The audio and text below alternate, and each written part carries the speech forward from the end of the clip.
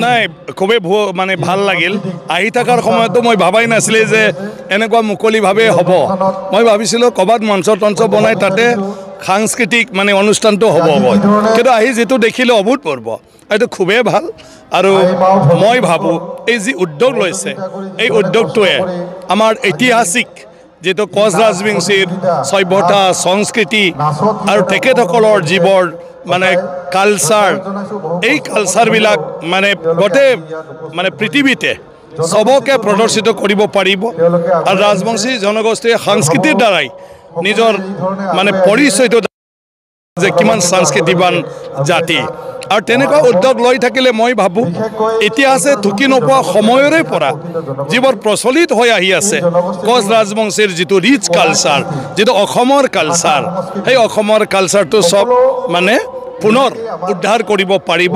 আৰু সংৰক্ষণ মাত্ৰ নহয় প্ৰমোচন কৰি ফেলে আমি অতি গৌৰৱৰে অসমৰ ইতিহাস আমি মানে যিকোনো বাহিৰৰ মানে লোকসকলক আমি দেখুৱাবলৈ সক্ষম হ'ম জনাবলৈ সক্ষম হ'ম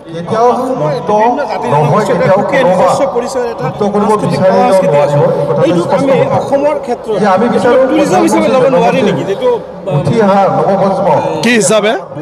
নিশ্চয়কৈ টুৰিজম হিচাপে ল'ব পাৰে আৰু এতিয়া অকণমান আমি সেইটোত উদ্যোগ ল'ব লাগে যে আমাৰ টুৰিষ্ট আহে আমাৰ জেগাটো এতিয়াও আহে আমি গুৰুত্ব নলওঁ কি টুৰিষ্টৰ কি সুবিধা আৰু তেওঁলোকক আমি কি সুবিধা কৰি দিব পাৰোঁ এতিয়া যিকোনো মানে সময়ত যিকোনো টুৰিষ্ট আহিলে আমাৰ হোটেলবিলাককো জনাই থ'ব লাগে কোনোবাই যদি আমাৰ ইয়াত থকা বিভিন্ন জাতি জনগোষ্ঠীৰ যদি কিবা কালচাৰ তেওঁলোকে চাব খোজে সন্ধিয়া আমি এৰেঞ্জ কৰি দিব লাগে গতিকে 30 আহিব পইচা দিব চাই যাব গতিকে আজিৰ তাৰিখতো আমি পাৰোঁ কিন্তু এতিয়া আন্তঃগাঁথনি অকণমান লাগে যে আমি বিভিন্ন জেগাত চেণ্টাৰ হিচাপে ডেভেলপ কৰিব লাগে যিটো চেণ্টাৰত টুৰিষ্টবিলাক থাকিলে সন্ধিয়া সময় এটা সব সময় কালচাৰেল প্ৰগ্ৰাম হয় এতিয়া বঙাইগাঁও এলেকাবিলাকত বা কোকৰাঝাৰত তেনেকুৱা ধৰণৰ আমাৰ এটা মানে কি কয় অৰ্গেনাইজেশ্যন থাকিব লাগে যেটো সদায়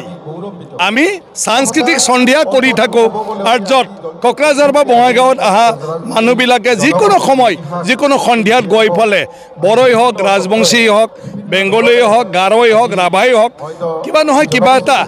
কালচাৰ তাতে ডেইলি উপভোগ কৰিব পাৰে আৰু সেইটো হৈ গ'লে এইটোৱে টুৰিজিমৰ এটা যি পৰিৱেশ এই পৰিৱেশটো গঢ়ি তুলিব